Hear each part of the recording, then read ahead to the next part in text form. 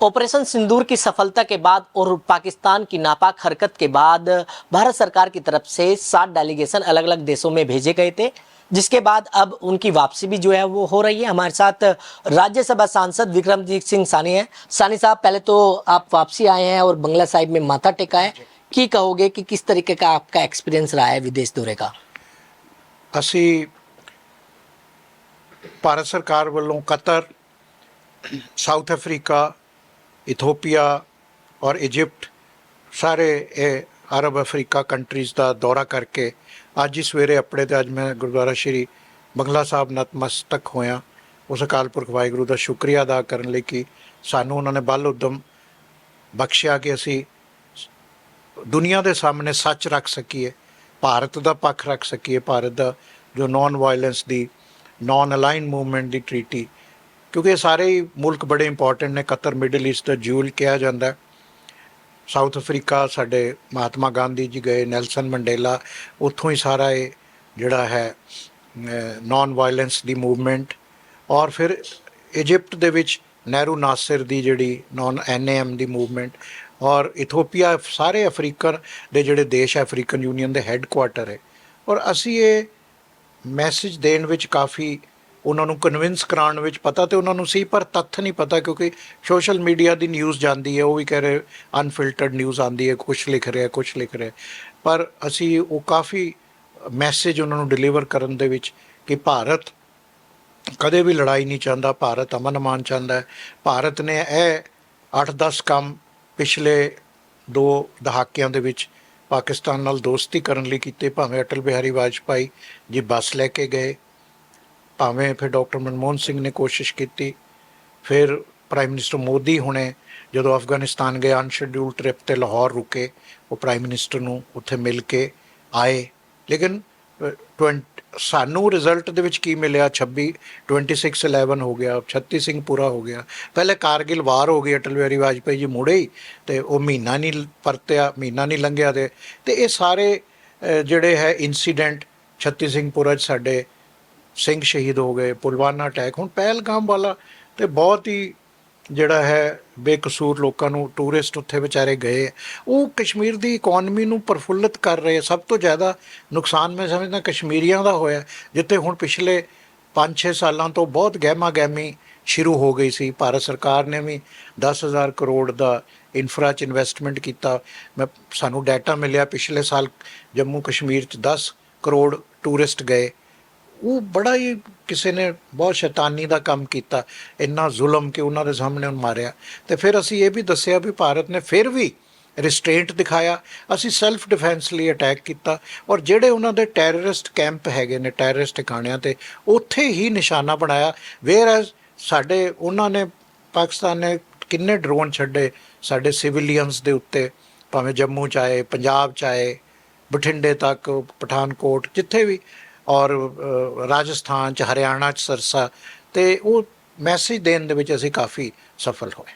Sir, अगर बात करें जिस तरीके से सफल हुए हैं, इंडिया ने ऑपरेशन सिंदूर की सफलता के बाद डेलीगेशन आप लोग गए, ऐसे ही पाकिस्तान भी भेज रहा है, क्या लगता है कि पाकिस्तान भी उस तरीके की जाके अपनी बात रखेगा? पाकिस्तान ने एक ही डेलीगेशन हजे कल पहुंचे वाशिंगटन दे विच, जिहड़े उत्थों दे फॉर्मर फॉरेन मिनिस्टर या सैनेटर्स या वगैरह वगैरह गए ने। हुण जमहूरीयत है, क्योंकि इन्ना सब पासे भारत का जिहड़ा है वो पिया है, ਭਾਰਤ ਦਾ ਪੱਖ ਰੱਖਣ ਦਾ ਇੰਨਾ ਹੋਇਆ। ਉਹਨਾਂ ਨੂੰ ਵੀ ਕਿਹਾ ਵੀ ਅਸੀਂ, ਉਹ ਆਪਣਾ ਗੱਲ ਕਹਿਣਗੇ, ਪਰ ਕਿਤੇ ਨਾ ਕਿਤੇ ਜੇ ਅਮਰੀਕਾ ਗਏ ਨੇ ਸਰ, ਅਮਰੀਕਾ ਨੂੰ ਨਹੀਂ ਪਤਾ 9/11 ਹੋਇਆ ਅਤੇ ਉੱਥੇ ਉਸਾਮਾ ਬਿਨ ਲਾਡਨ ਕਿੱਥੇ ਫੜਿਆ, ਅਮਰੀਕਾ ਨੇ ਕਿੱਥੇ ਮਾਰਿਆ, ਡੇਵਿਡ ਹੈਡਲੇ ਕਿੱਥੋਂ ਦਾ ਸੀ, ਬੰਬਈ ਵਾਲਾ ਆਜ਼ਾਦ ਫੜਿਆ, ਉਹ ਕਿੱਥੋਂ ਦਾ, ਅਜ਼ਮ ਕਸਾਬ।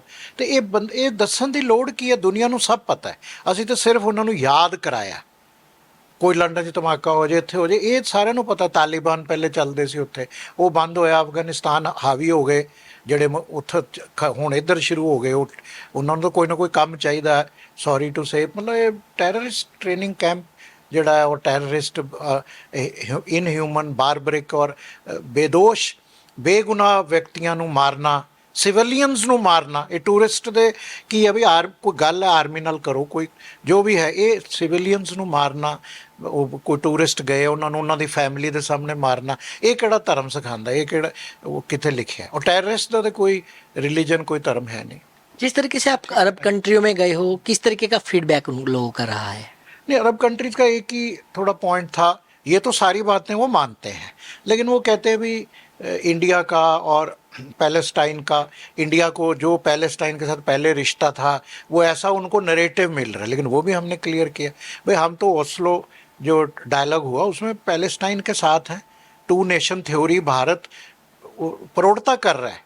और अभी जितने रेजोल्यूशन पैलेस्टाइन के लिए आए 11 में हमने पक्ष में वोट दिया, 3 में वोट हमने एब्सटेन इसलिए किया क्योंकि वो आईसीसी इंटरनेशनल क्राइम जो है, काउंसिल फॉर क्राइम, या एक रेजोल्यूशन आया था कि ट्रेड बंद कर दो, तो उसकी वजह से हमने एब्सटेन किया। पैलेस्टाइन स्पेसिफिक नहीं थे, वो और कारण थे।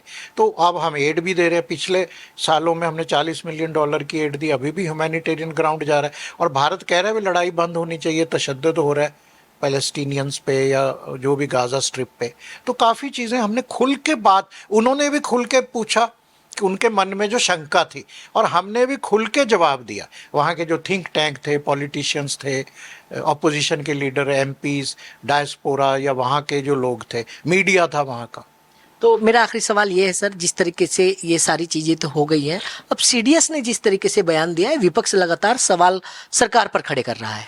नहीं, सीडीएस तो देखो शंघाई डायलॉग था, वहाँ पे अपने आर्मी के उन्होंने यही कहा भी जब जंग होती है, उनको स्पेसिफिक पूछा जहाज कितने गिर गए क्या, अब वो उन्होंने कहा भी जंग होती है तो सभी तरफ, दोनों तरफ नुकसान होता है। अब इसमें क्या कह दिया, उसका हम वो बाल की जो है खाल की बाल निकाल रहे हैं, मतलब ठीक है यार, वो अब जंग में नुकसान दोनों का होगा।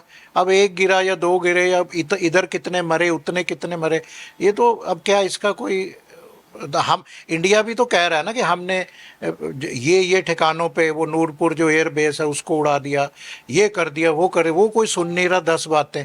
वो सीडीएस ने कह दिया कि हाँ भाई नुकसान दोनों का होता है, या हमारा भी कुछ नुकसान हुआ है, इस बात को पकड़ के ले रहे हैं। इंडिया ने तो इतने प्रूफ दे रखे हैं ना कि हमने क्या क्या, जो 3 टेररिस्ट कैंप यूएन ने डिफाइन तो 55 करे, उसमें 3 जो थे उस पर भारत ने अटैक किया, वो सारी दे हुई है। तो बिल्कुल ये थे राज्यसभा सांसद विक्रमजीत सिंह साहनी, जिन्होंने अरब कंट्रियों में जाकर भारत की बात रखी। दिल्ली से कमल कुमार कंसल, नवोदय टाइम्स, पंजाब केसरी टीवी।